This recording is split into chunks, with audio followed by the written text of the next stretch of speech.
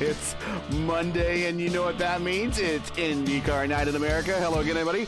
I am Gary Gatto, and welcome to Race First coverage of Round 10 of Season 1, 2022 of the Monday Night Indy Fixed Top Split, coming to you from Kansas Speedway.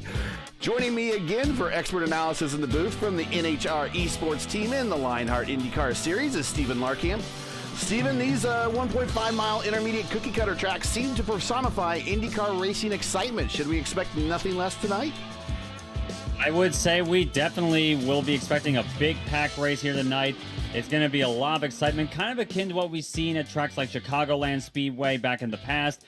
And Kansas Speedway, with a smooth surface and the dual banking system we have in the turns, the pack is not only going to be tight and fast, it's also going to be together for quite a while, and there's going to be a lot of different groups these drivers can probably work with, especially later on in the going. So be ready to see a lot of different strategies play out tonight, and I think we'll be in for quite a good show, to be certain. You see the time at the top there, about 3 minutes, 20 seconds left in qualifying provisionally. We continue to set some times here. Murphy on the pole, 2:19.739 provisionally. Mercer second, at P2 there, 2:19.413. Currently watching, I believe that is Trace Shadid on the track at the moment. Yes, that is Trace Shadid, and he's using the apron there. The apron is inbounds for qualifying. There you see the 12 of Justin Miller using the apron as well. My good pal, Justin Miller. A little bit about the track records here. Track records are held by the Scotts. No, not like Dario Franchitti, but like Scott Dixon and Scott Pruitt. Scotty D holds the oval track record with a time of 24.761 for a speed of 220.993. So IndyCar, though, has officially measured the track at 1.52 miles, one of these difficulty things. I don't know why they do things why they do, and NASCAR measures it at 1.5. Using a 1.5 mile length for tonight's race, Dix's speed would be a 2:18.085. So as you see, Pinero's speed here, provisionally of a 2:20.4, is already a virtual IndyCar track record here.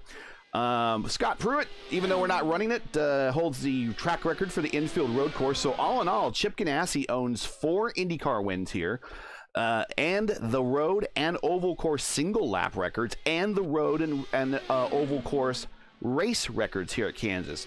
But beyond that, Chip Ganassi did nothing in the NASCAR series here. So probably reason why he decided to get out of that series and stick with IndyCar.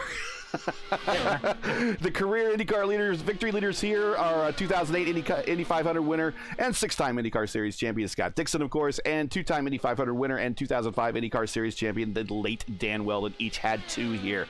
So stand by in the garage area. It's time to go racing, and with that, it's time to look at tonight's starting lineup with about 1 minute and 27 seconds. But before we do, and if you enjoyed race versus coverage of the Monday Night Indy Fixed Top Split, and you respect the weekly stream, make sure you support us by smashing the like button below and subscribe so you don't miss out on the next race.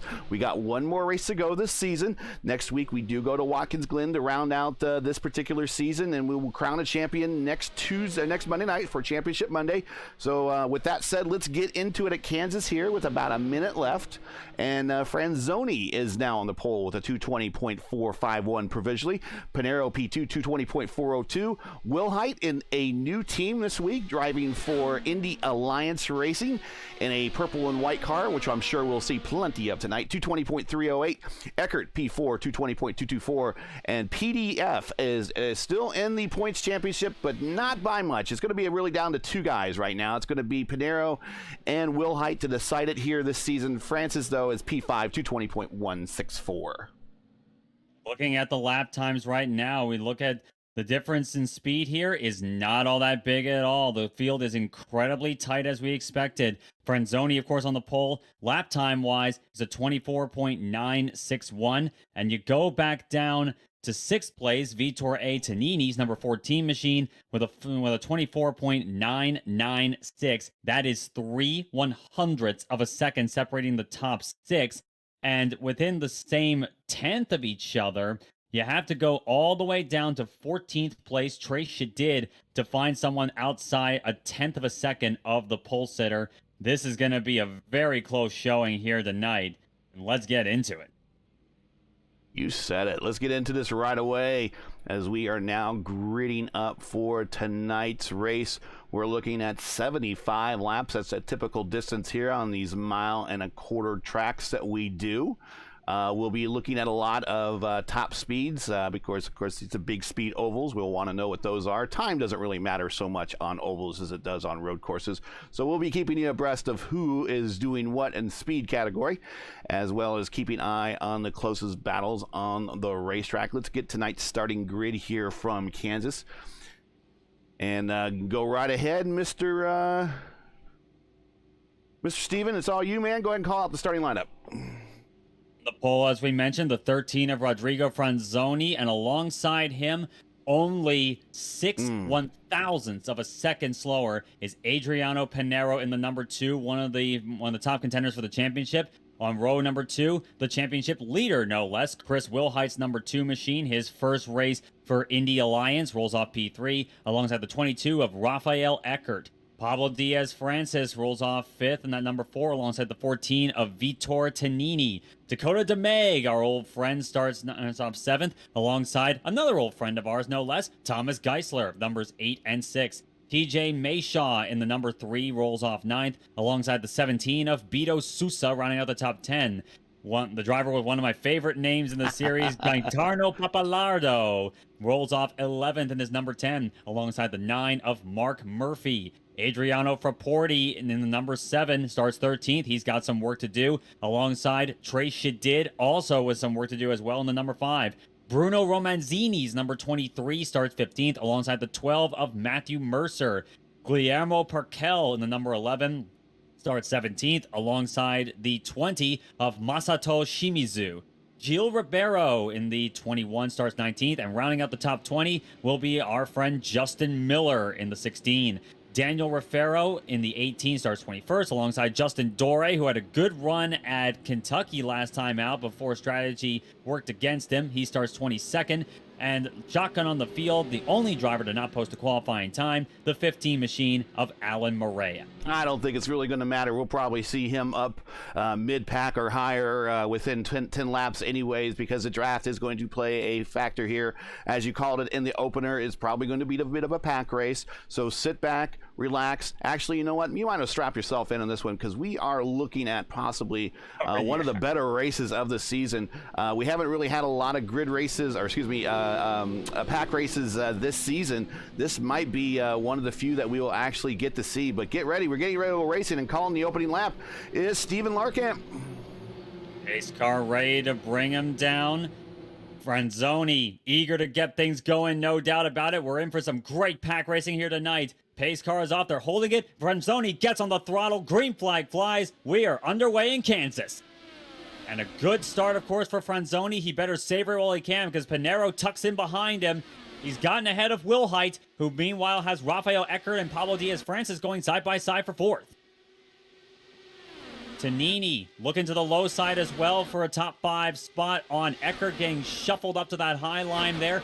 But meanwhile, Pinero and Wilhite trying to make something up, work on the top line for the lead, but it will be Franzoni who leads the first lap, and we're looking to make it possibly 3 wide already. We are 3 wide. Turn 1 already here, 3 wide. Maybe you try to take it 4 wide as one of those Corinthian Bread King cars was taking a peek there.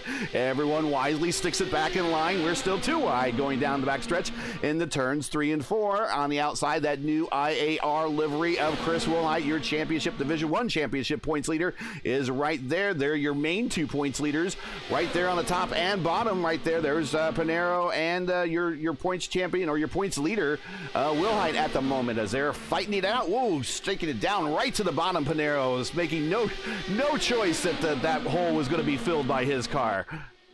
Pinero getting a great launch, looking to that high side there. That's going to be very hard to pull off. I would wager this early on fresh tires. But Pablo Diaz-Francis, who was kind of the loser early on in that second lap exchange, he's up to 3rd, as now Wilhite dives down to the low side, trying to stick his nose down there. You can make it work, but PDF will have a bit of a run on the high line there. No, Wilhite has got the draft of Franzoni and Pinero, as Pinero once again looks to the top side. And they're still going to stay side by side through 3 and 4. I don't think this is over by a long shot.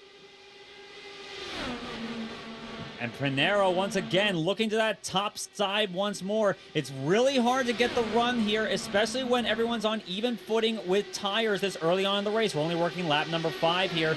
So Pinero looks up to the high side once more.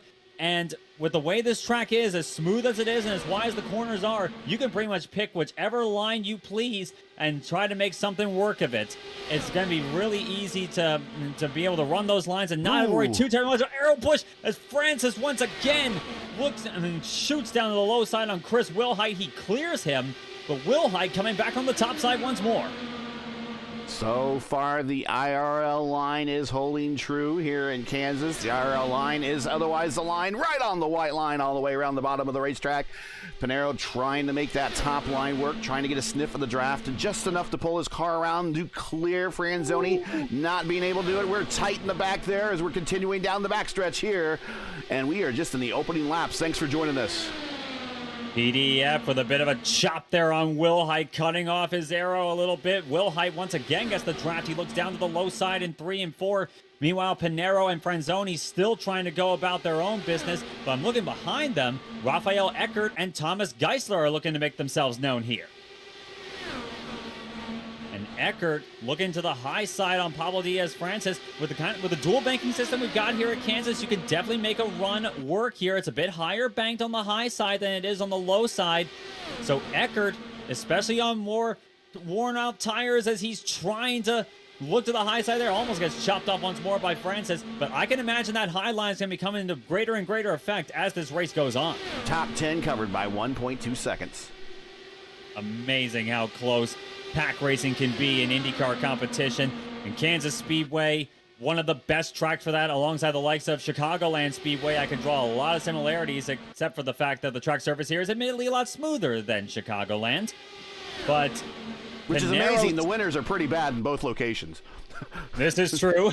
No one ever accused the winters of Kansas of being a walk in the park. But meanwhile, speaking of a walk in the park, we're not getting that here. Three wide. Coming into one. Or three. Wilhite in the middle. Eckert on the high side there. Pablo Diaz-Francis holding that IRL line on the bottom. And Wilhite tried to stick his nose there in retaliation. But the big winner there is Rafael Eckert up to P3. Here comes Thomas Geisler. Oh, we almost have contact. We do have contact, but he holds it. That was a touch there, but they save it. Very well done by both them, not making that situation worse. But now Wilhite, despite being frustrated by that, he's got to worry about Vitor Tonini's number 14, trying to make a run on the high side. He has been camped. Oh, there he spins out there. Tonini's the wreck. The championship. 3 cars, 4 cars, 5 cars into the wreck. Here we are, caution here on lap 12 here at Kansas. DJ Mayshaw is one of them. I can see him limping with damaged suspension. Pace cars coming out to pick them all up, trying to pick up who exactly was involved. We know of Wilhite, of course. Papalardo is in that too. Papalardo's in it as well. We got Tonini, we got Tononi, excuse me. We got Beto Sousa, looks like, is also in pit road. We got Tononi there. We got Wilhite there. We got Papalardo there. Raffaero looks like he might have needled his way through that. He is still rolling. Morera seems to still be rolling. Let's see, any other cars with damage? We'll take a look around. There's Mercer, Miller, Perkel, Shadid, Shimizu. We got another car hitting pit road. Murphy looks like he's good, but I think he's just taking advantage of the caution here. Wow, it just all went to nuts behind them there. Let's go back. That really started next to Wilhite, and that was a complete netcode situation. And wow, this is going to make the championship. Well, he might be looking at this as his drop week. We'll see. Yeah, but we'll get a good look here. That was easily one of the biggest netcode incidents I've seen in quite a while, Gary. Yeah. But, yeah, the netcode contact there sends Tonini around. Wilhite loses it as a result of the supposed contact he got. Gets forced in the wall, and unfortunately, a few drivers, Beto Sousa gets into Tonini. And another one there, TJ Mayshaw, was just a victim of circumstance. He gets put in the wall trying to avoid that wreck. And the same can be said for Papalardo as well. Here he goes. Chris just kind of washed up, and there was a car there, net code, and just everybody piling into it behind him. No place to go. Track was blocked at one point. Some people were just trying to slice their way through. There's the 19 of Justin Dorr just kind of knifing his way through there. There's the 9 of I think that's Bashaw that was kind of getting slow there, going through there slowly. But that unfortunately took out a good number of contenders. And now I don't think pretty much up to 10th place have not pitted. Everyone behind 10th place have. And that includes PDF, Shimizu, Murphy, Ribeiro, Perkel, Mercer, and Justin Miller and Doré, or Dorr. Once again, Justin, if you contact us, just let us know how to say your last name. Yeah. But we don't want to keep mispronouncing your name. Just out of ignorance. Right, yeah. We do care about last name, especially if someone has a last name butchered as much as my own. So, yeah, please let us know. But we are here under caution, a very spirited opening dozen laps or so. And we're getting ready to go back to green, so that caution period is over just like that. Your leader still Franzoni, who's led them all here at Kansas. This will once again lead to an interesting dichotomy in strategy with Pablo Diaz-Francis leading the pack that pitted. He starts 11th, but Franzoni will once again lead them to green, and pace car is down. Franzoni on the throttle, Pinero trying to stay with him. Green flag flies once more. And Eckert stays with Pinero very well on this restart. Yeah, I think Eckert's probably going to get a look down the backstretch. We'll see what happens. Look into the high side already, trying to get out of the draft. Of course, not as big an issue, but it will certainly be one, especially as the tires wear out. And that's one thing I'm seeing right away with the older tires already. They can certainly start to wear away at the grip, and you might not be able to run the IRL line when you're in the draft. Franzoni, though, no such issues for now, but he's still got that number 1 of Pinero all over him. Looking to the high side in 1 and 2. At this point, Pinero's got to be thinking maybe discretion is a better part of valor here, and a good solid finish might be just what he needs to catch up here in this championship. But he is not showing any caution at the moment. He took a look to the outside, got through the draft, got side by side to turn 3, but the bottom line is still the faster line at this point in the race. Will Height effectively out of the going. He actually has disconnected, so that is the number 2, the championship leader, out of the running tonight. Pinero knows he's got a golden opportunity here to make up a lot of points, but while he's maybe somewhat, and I put a gigantic asterisk on that somewhat, content with lying in behind him, I would not be surprised if this is all building up to a run for the win later on in the going tonight. Calculated to say the least. And Eckert behind them has also joined the fray once more, running a pretty wide angle on a lot of the corners so far, as Pinero once again looks at that top side there. But he is not holding the IRL line, of course, and it may well be that he doesn't quite have the grip to do it at this stage. He'll definitely be working his in-car adjustments to make as much of it as he possibly can, but that can still be a consideration later on in the going as we're approaching lap number 20 here, which will be around the time where, if this race is to go green, this is where the pit window will likely open in a few laps' time. Yeah, certainly in about 5 laps or so. That window will open. Franzoni, Pinero, Eckert, your top 3. Then you have the race first teammates of DeMade and Geisler in 4th and 5th. Dakota in that new livery to celebrate the release of his Echo Blade game that he has coming out there. He's got that in the a very, well, I call it a very Las Vegas Raiders-like looking livery. Right behind him is Fraporti. And right behind them is Romananzi. And I'm not saying that right, I'm sorry. But Bruno there is in P7. Good start for Bruno Romanzini, especially. Started 15th up to 7th. He did a very good job avoiding that incident. Same could be said for Trey Shadid, who started 14th. He's up to 8th.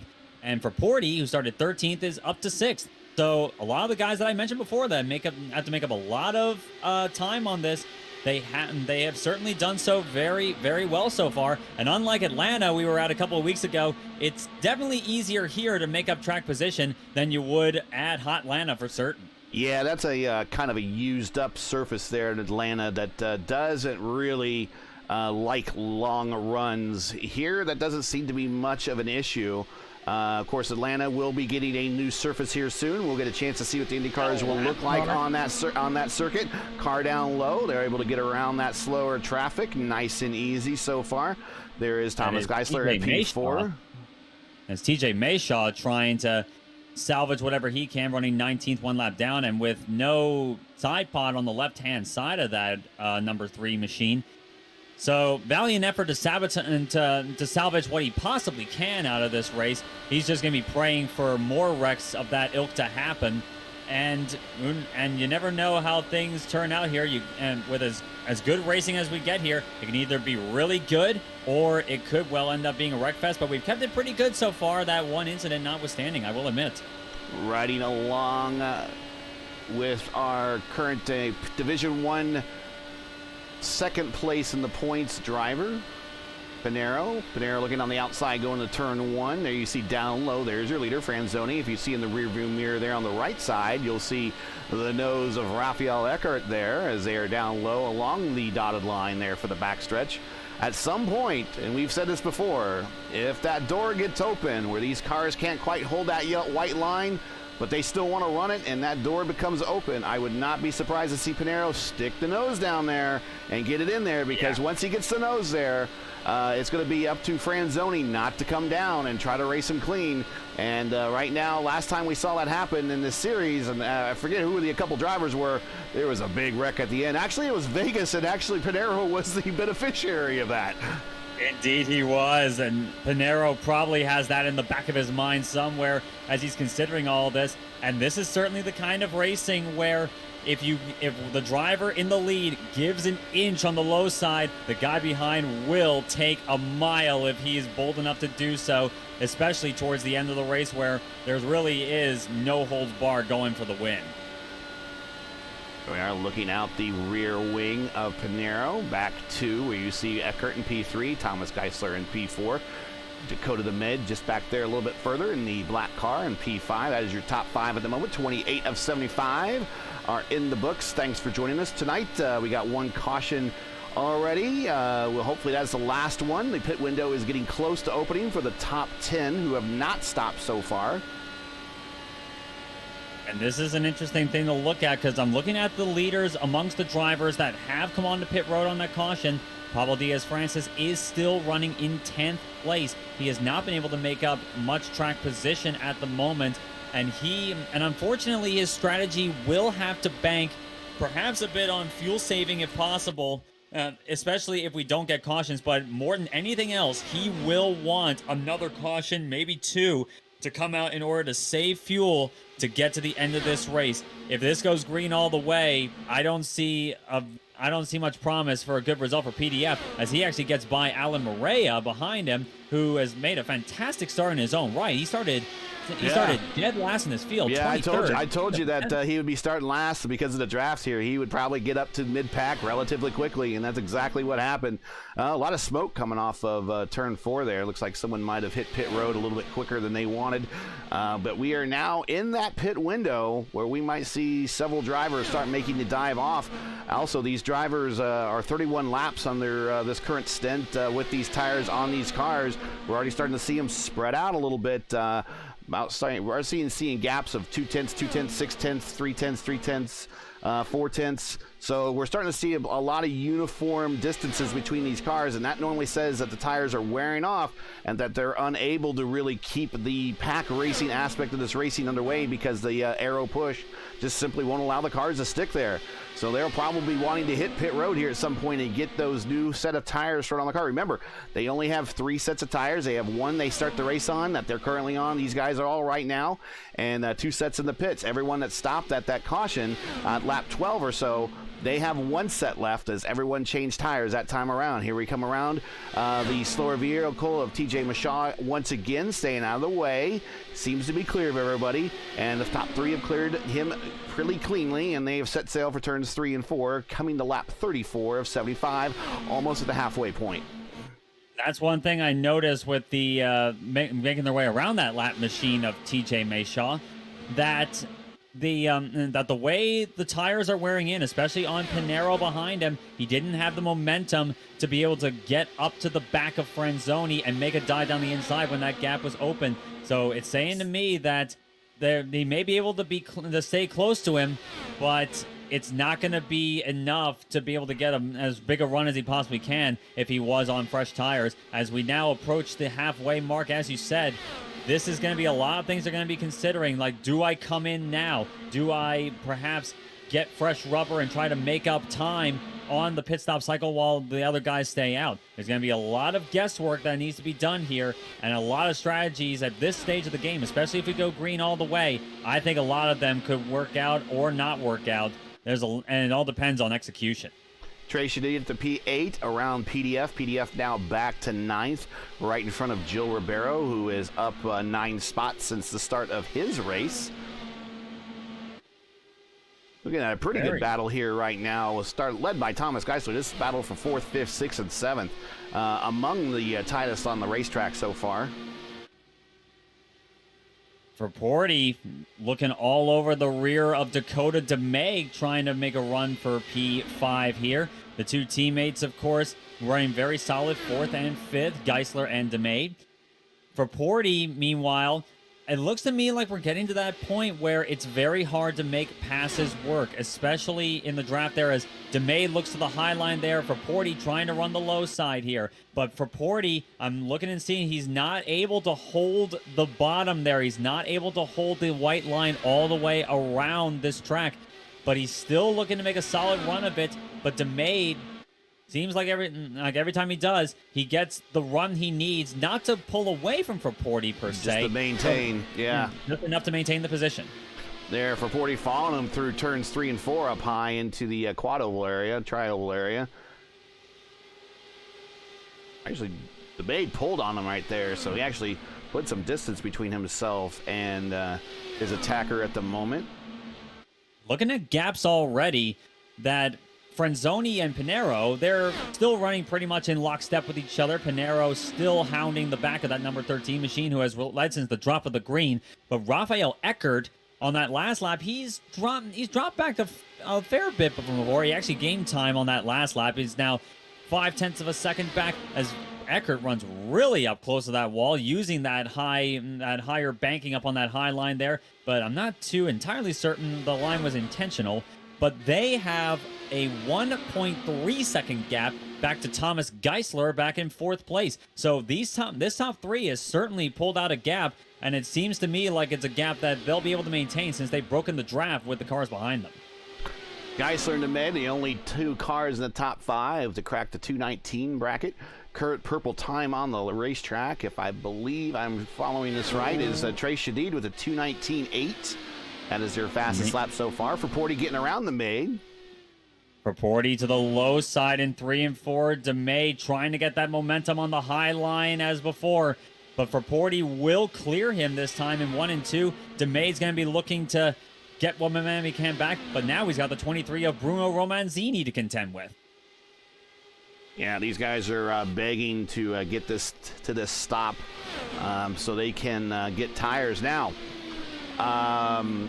Those guys that stopped earlier, they are going to cycle through. If we continue to go green, Dakota's in. Dakota DeMay has made his way onto pit road. All right, let's take a look here and watch him as he hits pit road onto his stall. Now, these guys, this is starting the cycle. So those that pitted during the caution, they're going to cycle to the front. And the last thing that these guys pitting now want is a caution. Exactly. This is the bed they have made for them. These guys desperately want this race to go green all the way, but the guys that pitted earlier, they desperately want a caution to come out to save fuel. As Dakota DeMay down and away, routine service. Keeps it down on the apron.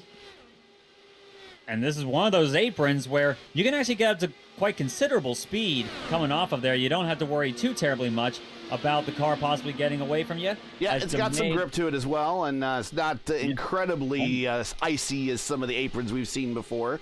Now, interesting enough, here is your leader. If we cycle through all this, here is your leader when we cycle through. This is Gil Ribeiro, who started nearly shotgun on the race. He will cycle to the front once everyone makes their pit stop. So look back to P8 and that Brazilian flag-colored car, very, very flashy. He will be your, I guess, provisional leader once these guys make their pit stops if we have no cautions between now and then.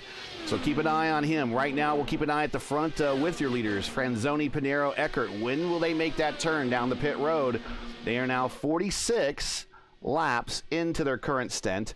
They could do about 50, but remember we did some caution laps in there, so we think they could probably get to 55. So we'll see sometime in the next 8 laps if these guys make a duck down on the pit road and see if they... calls that Franzoni is coming in at the end of this lap. So the race leader will be coming in. We'll see how this goes. Franzoni, yep, he comes down right now. Whoa. And gets that left front tire. Wow. Hey, you don't need it anymore. Yeah. Definitely not a concern to him at this point. Very good to get the car down to 45 miles an hour. It feels like utter agony when you've been going at over 220 at times out on the circuit proper. But Franzoni brings it down to the number 1 pit stall. Pinero cycles to the lead. Up on the jacks he goes. 4 fresh virtual Firestone Firehawks going on. Fill up the tank. He is down and away. And keeping an eye once more on the guys that he was battling with, especially Pinero and Rafael Eckert. Thomas Geisler looking at the gaps once more. Pinero right now has a 1.2 second lead over Eckert, who in turn has a 1 second lead over Geisler, and he has a 1.4 second gap back to Fraporti. So they have gotten spread out, and Pinero now has signaled that he will come in at the end of lap 50, the end of this lap. There he is, exiting 2. He's got some traffic coming up to speed in front of him. Not exactly what he wants to see because he's going to have to slow down a little bit more than he wants. There he goes, locking him up, hitting the apron there, keeping it underneath him. Now he's on pit road as your leader now is heading down on the painfully slow 45 miles per hour pit road here to his stall to get full service. Top off the tank to get him the necessary juice to make it to the distance, and a new set of tires hopefully will be enough to get him the lap times he needs as he cycles through, that he could maintain his spot on the grid right now, which is P1. As he hits pit road, he will be P2 if we cycle through, depending on how this works out, because Fraporti was your leader at the time of pitting. Eckert and Geisler have both come in as well. And Gil Ribeiro, we said keep an eye on him. He's up to 4th place already. We got Trey Shadid, Bruno Romanzini, and Adriano Fraporti left to come in. Fraporti is coming in at the end of this lap from what he has told us. Yes, he does. Gets the car and the car slowed down. Again, locking up the left front. Seems to be a common thing these guys are doing. You really got to get it down pretty quick. As Fraporti brings it down once more, that cycles Bruno Romanzini to the race lead with Trey Shadid behind him. And Gil Ribeiro, the first of the runners who came in under that caution, he has stayed out, but he has got to be begging to the racing god. Here comes Romanzini. He is coming in. So that now turns the lead over to Shadid. Trey Shadid staying out. Romanzini once more down on the pit road. So Shadid stays out. Ribeiro, of course, on the different strategy, and I believe Justin Miller is as well. Pablo Diaz-Francis, of course, is as well. He is up to position number 3. That will be 3rd once Shadid makes his way onto pit road. Staying out pretty long here, working lap number 54. Of course, that with the clean air in front of him, that's not going to be too much of a problem. He will have fresher tires, though, so once everything gets cycled out, he will have the freshest rubber of all the front runners that have stayed for coming in late in this race. Looks like Shadid might be making the turn down to pit road this time. There he is. Yes, he is. Power onto the apron very safely. Now that turns the lead over to Ribeiro with Justin Miller right on his 6th. And I got to wonder, Pablo Diaz-Francis has given up a couple positions here in this battle. Is Pablo Diaz-Francis now playing the fuel game? It wouldn't shock me if that's the case. I'm betting that may be something that he was going for this whole time. I think he realized that coming in that early was going to be a fuel mileage game, and I would hope if I were in his case, he would be putting it up in a different fuel map setting than map 1, of course. probably map 4 or 5, I would wager, and try to save as much fuel as he possibly can to make it all the way to the end of this race. Looking at his lap times, comparing to some of the faster times we've seen here, with the guys that have pitted, we look at a guy like Pinero with a 25.1, Francis with a 25.7. So not only are the tires a consideration for him, he's also got to be saving fuel at this point as we're getting closer and closer to lap 60. Here is Rodrigo Franzoni now on the backside of Ribeiro. He's looking to get his lap back. This is not a battle for position. This is a battle for, well, track position, if you will. He now is back on the tail end of the lead lap, as we are now coming to 15 to go roughly. Do these guys up front have enough fuel to make the distance? And actually having Franzoni in front of you for Ribeiro might actually be a bit of an advantage, because you can use his slipstream for mileage, but it looks like Franzoni's not sticking around long enough to allow that to happen. And also, if you notice on the top side of Ribeiro coming into the picture, there's Pinero. There he is. He's closed up rapidly. He just did a lap under 25 seconds that last time. He clears Ribeiro quite handily.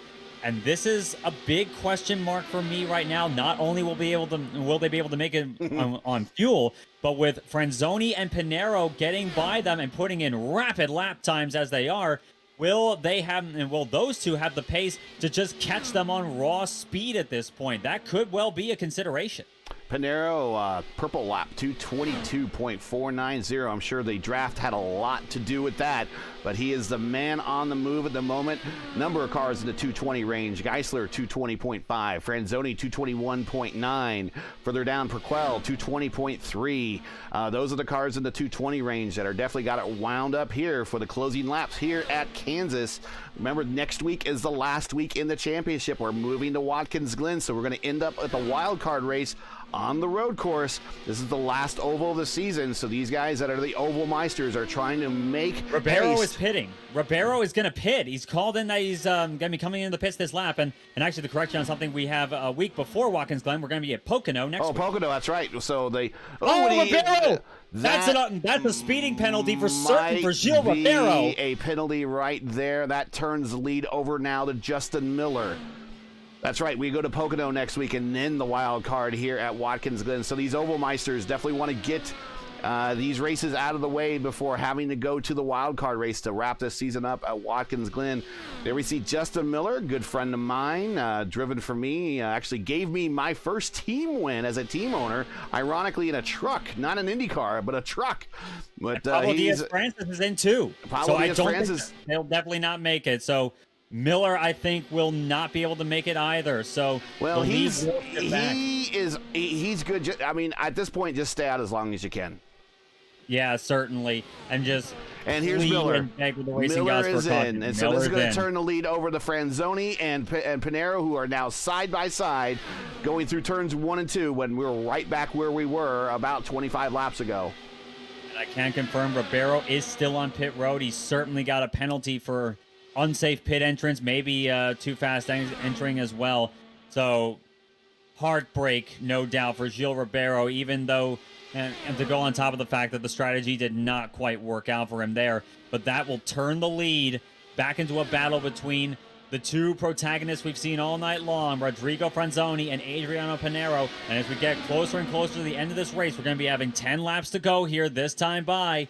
I can imagine that Pinero is going to be getting more and more and more aggressive, looking for that inch to take the mile that he wants to get the win. Yeah, the play, looking at the math right now, we had that caution like right around lap 9, 10, 11, 12, somewhere in there. Those guys at pit, that would have put them about 10 laps earlier than the window would open, and that's about how it worked out for these guys. They all had to pit with about 10 to go, or just about 10 to go. So the math doesn't lie once again in these mile and a half. The window really opens up right around laps 22, 23, 24 in order for you to make it to the end. And if you pit before then, you're looking at an extra stop, and these guys are having to pay that price. Now we are in lap traffic with the two leaders, and they're trying to negotiate themselves around some slower traffic and try to figure out a best way to navigate themselves around it and keep their pace at the front and their positions. Saying nothing of the fact that it looks like the lap car of Mark Murphy behind them looks to maybe stick his nose in this affair as well, trying to get back and get a lap back. As now Pinero looks to the high side once more on Franzoni, getting back in this little rhythm here. He basically wants to force Franzoni to make an error. Spinning off of 4. That is probably is Francis. And he is now hitting pit road, and his day now is long over. I'm not sure what happened there. But a lot of smoke and lockup as he's hitting pit road one more time. 7 laps to go. Let's head back up to the front, and looks like he just punched out. So he is not happy at how his race unfolded. It was looking promising there for a while. It looked like a pretty odd incident to me on that topic there. He just got a little squirrely in 3 and 4 on his own and just smacked the wall there. But looking back once more at this lead battle, and to tell you about the guys behind them, Thomas Geisler in 3rd place is 5.1 seconds off the race lead. It's just going to be these two unless we get a late caution coming out. But at this point, we are reaching the point of no return. If the caution were to come out in the next lap or so, that will be the end of this race, as Franzoni still holding doggedly to the bottom of the track there, all the way around, trying to use that IRL line as a defensive posture.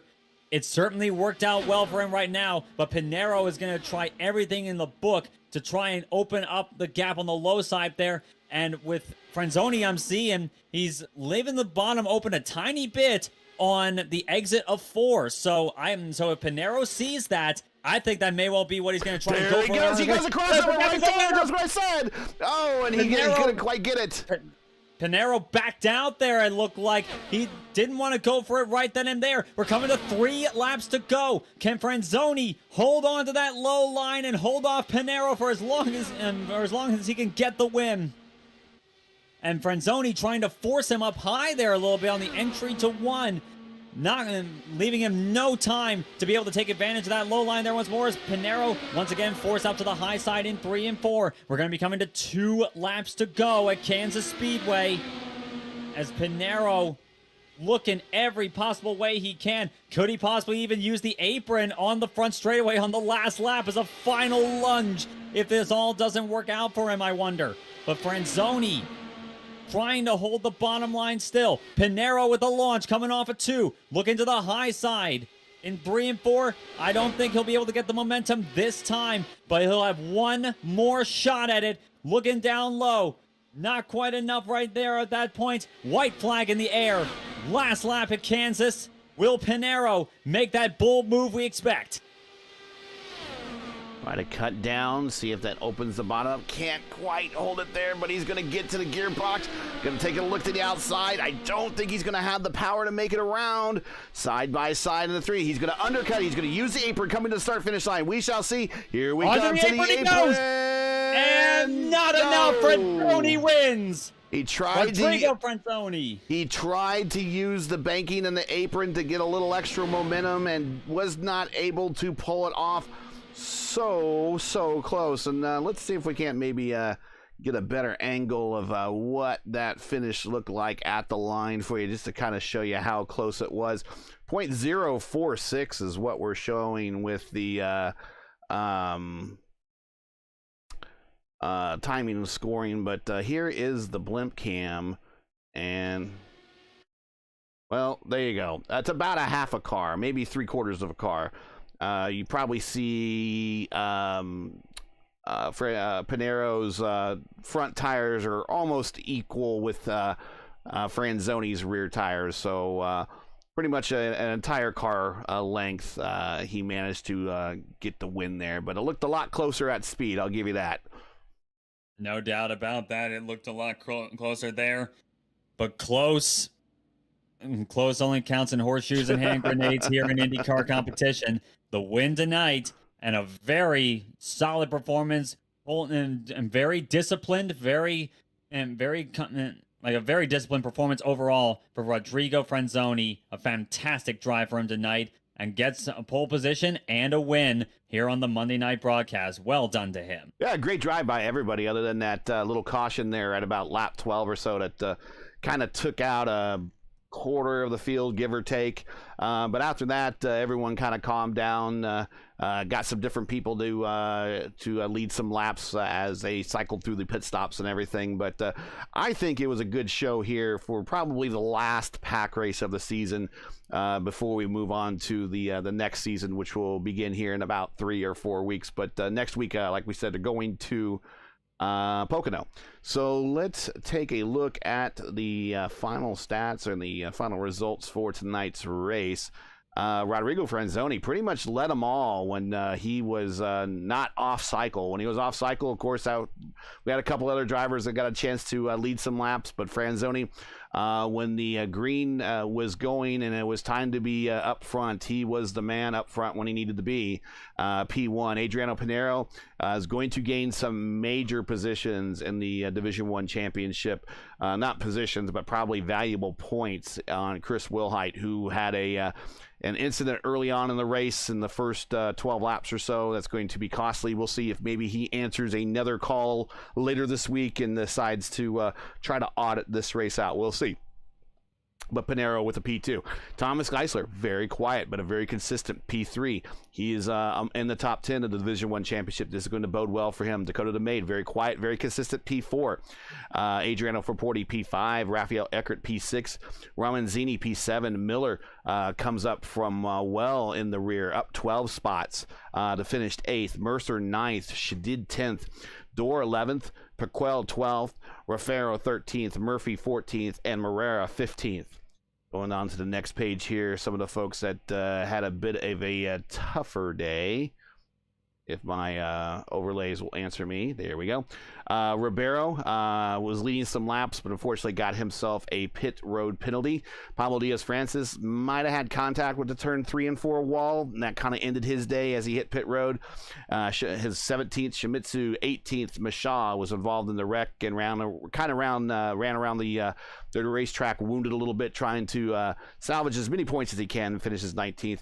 Tononi 20th, Wilhite 21st, Papalardo 22nd, and Beto Souza rounds out the 23rd spot in this 23-car field.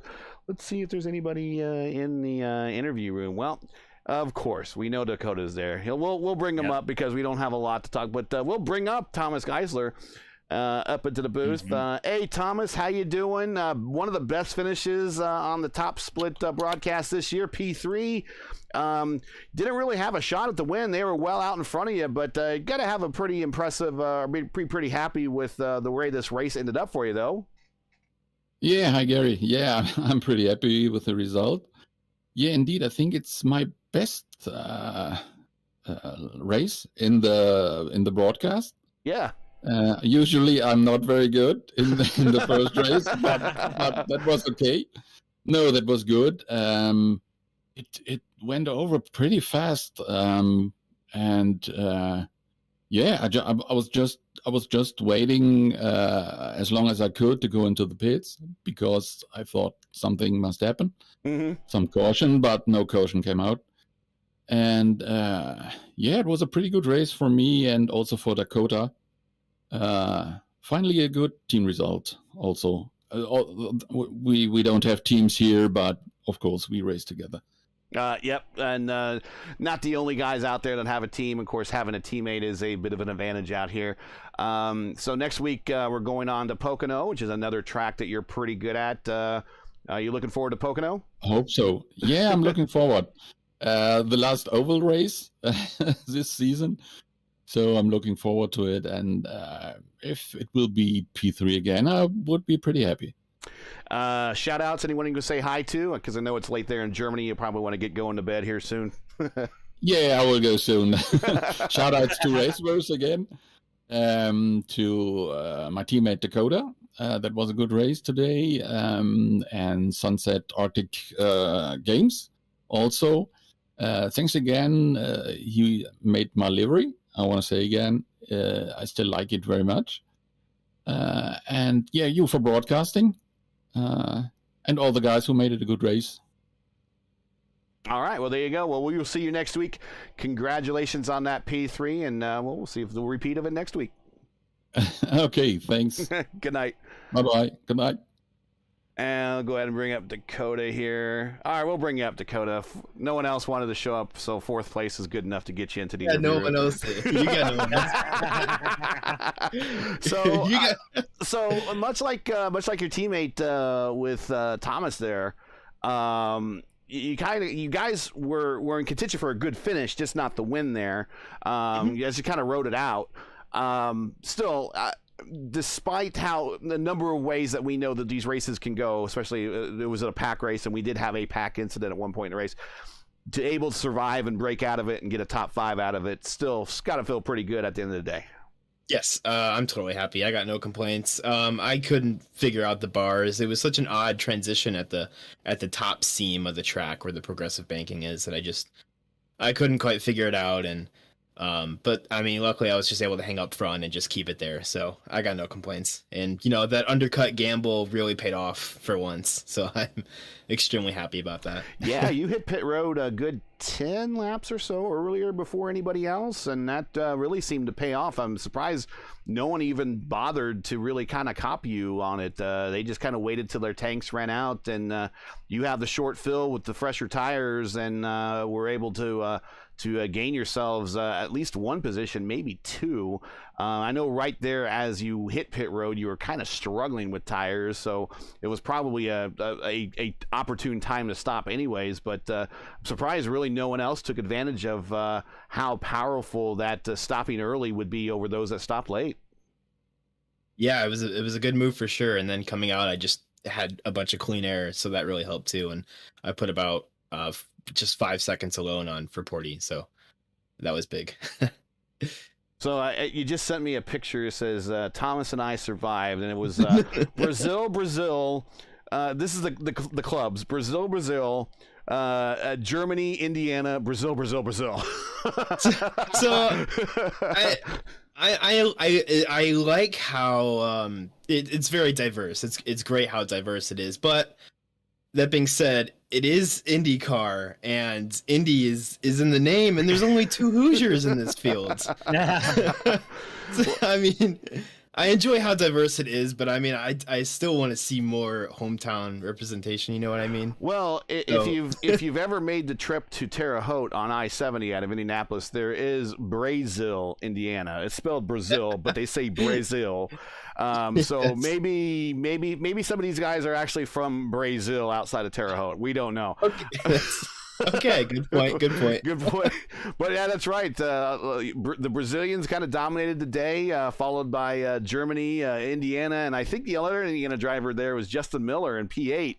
Yeah, not a lot of domestic drivers in the top 10. The Brazilians showing up strong, definitely showing up strong in chat. I want to thank them for watching and being a part of tonight's broadcast. But yeah, good point. The Brazilians did show up to race tonight, and great racing on them. Anybody you want to say hi to, shout out to? I think your game's about done. You want to shout that one out too? It is first, great, congrats to Franzoni and Pinheiro, for the podium there. That's great for them. They fought really hard. So yeah, Echo Blade is a game that I just about finished developing. It's going to come out late April. You guys can check it out on Steam. It's a puzzle combat dungeon explorer, where you take the place as a blind knight navigating through a dungeon using only echolocation. So it's going to be a really fun experimental action game coming out soon. So I'm really excited to finally get that done, and I can stop plugging it. I can start plugging other projects now. And if you need a car painted, go talk to Dakota. Yep. If you need cars paints or any league paints or league graphics, you can reach out to me and I can get those done for you. All right, well, we'll let you go, and we'll wrap up tonight's coverage, but congrats on the P4. You've had a couple top 5s this year, so this is, your 3rd top 5? So it's not too bad. But no podiums yet. Well, there's still hopefully 2 races left, so we'll get you in there eventually, I think. Yep, I hope so. All right, well, P4, congrats, and we'll talk to you later. All right, thank you. All right. Well, Steven, what'd you think of tonight's race, man? We definitely had our near close calls and moments, and then we had that big one, and then just kind of settled down, and everyone kind of got into their rhythm, and as it started is kind of how it finished. Yeah, very much so, especially with the low line proving beneficial to the pole sitter especially. But this shows once again that pack racing is still very much a thing in IndyCar competition, even if it wasn't quite to the extent that we've seen at other tracks.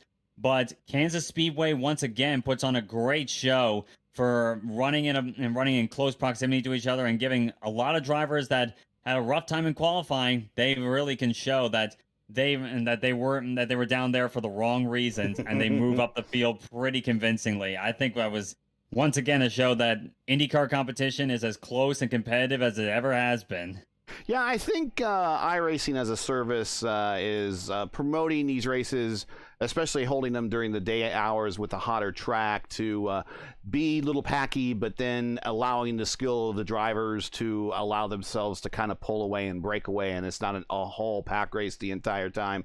And I don't think we're going to have a little bit more of the same next season with next season's schedule, but we're not the way that they seem to be scheduling these things is they're really scheduling them during the day, not looking at night racing. Night racing, typically you would see the big pack race of years of yore here at Kansas with the Indy Racing League, but not so today. So that's probably just some good race planning there by the iRacing staff. So thanks to them. So we move on next week to your home track, the Tricky Triangle.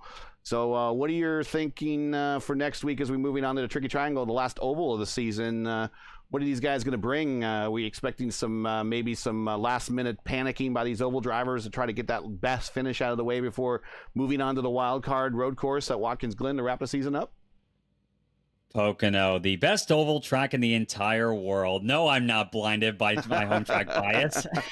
Well, you got to remember, it was specifically built for IndyCar in mind. People forget that. Yeah, go. What are your thoughts here on your favorite track next week? Pocono is an IndyCar track.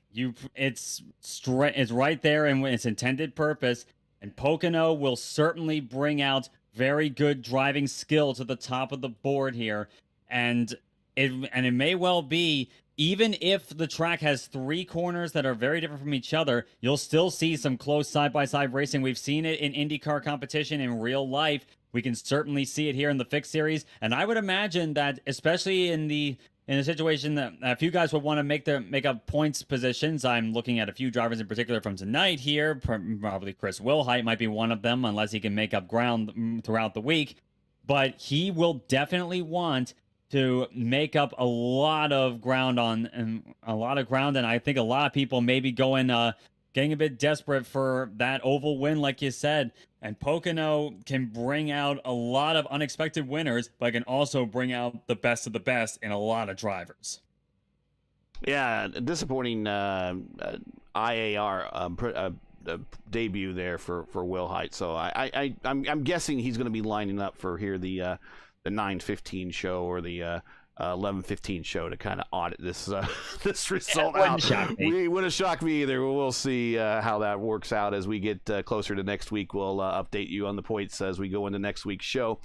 So that's it for tonight. Once again, your podium from Kansas is Rodrigo Franzoni and Adrian Pinero. Just a hell of a slugfest up front, followed by Thomas Geisler with his best finish of the season. Join racers again next Monday as we'll be coming to you from Stevens' home track, Pocono, for round 11 of season 1 2022, the Monday night Indy Fix Top Split. That's next Monday night, 7:15 Eastern time on YouTube at youtube.com/racefirst. Hey, we love bringing these races to you, but they are not easy and require time and money to produce. Because of your generosity and donations, we have been able to bring you commercial-free coverage of the last two Indy Fix seasons. Tonight, we start our campaign for our fun to Season 2 2022 coverage. If you share our passion for the sport of IndyCar and enjoyed our coverage of the Monday night Top Split, please take time to visit our GoFundMe page. The link is in the description, and donate to our Season 2 2022 Monday night Indy Fixed Top Split broadcast fund. We do realize times are tough, so any contribution we greatly appreciated. We thank you for watching and making us a part of your Monday evening each and every week. Now, as you know, the YouTube algorithm game is not easy, so please help support Race First with the weekly grind. Please support and leave a comment below and let us know what you thought of tonight's race. If you enjoyed tonight's coverage, support us by smashing like in the video, and if you're new, click subscribe. While you're at it, hit the bell for weekly reminders so you don't miss out on more Race First iRacing programming, including our exclusive coverage of the Midwest Kidney Warriors Formula Formula Indy Series on Tuesdays, and the Revolution IndyCar Series, or excuse me, the Revolution IndyCar League's Schaefer IndyCar Series on Wednesday. Check youtube.com/racefirst for times and availability in your area.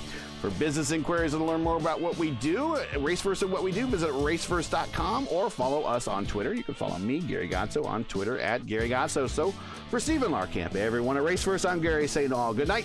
Thanks for watching, and to all of our men and women serving in the military as the first responders, Godspeed, God bless, and come home safe. Thanks again, everybody. Catch us next week for the next race of the Monday night Indy Fix Top Split. Good night.